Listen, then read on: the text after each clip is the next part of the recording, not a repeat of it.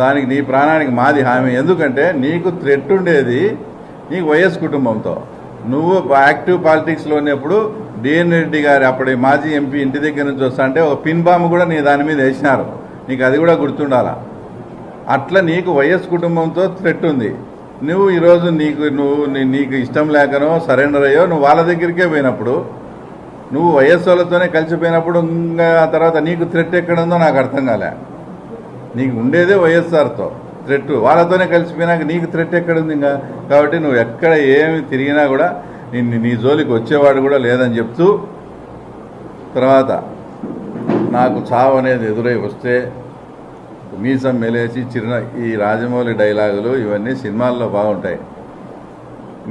దాని గురించి కూడా వస్తాను. వేలుపులలో ఆ రోజు సంఘటన జరిగిన రోజు మొత్తం అంతా అక్కడ ఫైరింగ్ జరిగిన తర్వాత వాళ్ళు నిన్ను అటాక్ చేస్తే ఈ మీసము చిరునవ్వు ఏమైనా ఆన్నే ఉండాల్సింది. నీ వెహికల్ ఎక్కి పారిపోతే వైఎస్ భాస్కర్ రెడ్డి ఇంకా శంకర్ రెడ్డి వాళ్ళు నిన్ను వెంటాడితే నువ్వు ఆదరాబాదరాగా ఫోన్ చేస్తే చంద్రబాబు నాయుడు గారు అప్పుడు డీజీపీతో మాట్లాడి మా సతీష్ రెడ్డి ప్రాణాలతో చాలా ఇబ్బందుల పరిస్థితిలో ఉన్నాడు, మీరు అర్జెంటుగా పోండి అని చెప్తే అప్పుడు ఒక డిఎస్పీ వచ్చి ఈయన ఎక్కడో గుట్టల్లో నక్కి దాక్కుంటే ఆ రోజు డిఎస్పీ వచ్చి ఈయనను స్టేషన్కి పిలిచుకొచ్చినాడు.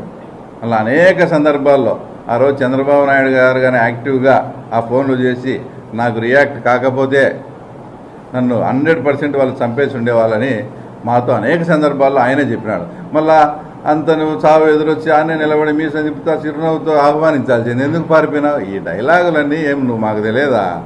ఓ పక్క 2004లో తర్వాత ఇప్పట్లో బూత్లో రిగ్గింగ్ జరుగుతుందని అప్పుడు మా మండలంలో తెలుగుదేశం నాయకుడు మేమిద్దరు ఉండి ఫోన్ చేస్తే ఆ బూత్ పోయి పగలగొట్టండి మనం 2-3 వేల మార్జిన్లో ఉన్నామని చెప్పినావు. అంటే ఓ పక్క రిగ్గింగ్ జరుగుతుందంటే ఓ పక్క ఆ తర్వాత వేరే రూట్లో పోయే నువ్వు మీసము చిరునవ్వు ఇవన్నీ ఆ రోజు నిన్ను ఆ గుట్టలోంచి తీసుకొని వచ్చి పోలీస్ స్టేషన్లో పెడితే నీతో పాటు సహముద్దాయులను నిన్ను కొట్టకుండా పోలీసులు కుక్కలను బాదినట్టు బాదినారు. ఈరోజు నీ ఎమ్మడే ఉన్నాడు హేమాద్రి రెడ్డి, అతను అడుగు ఆ రోజు పోలీసు వాళ్ళు కొట్టినారా లేదా.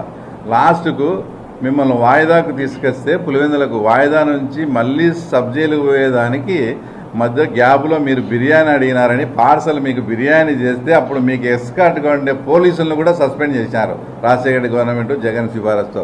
నువ్వు అవన్నీ మర్చిపోయి నువ్వు మళ్ళా వాళ్ళ గురించి మాట్లాడతావు, మీసమంటావు, ఆ తర్వాత మెలేషం అంటావు, ఆ తర్వాత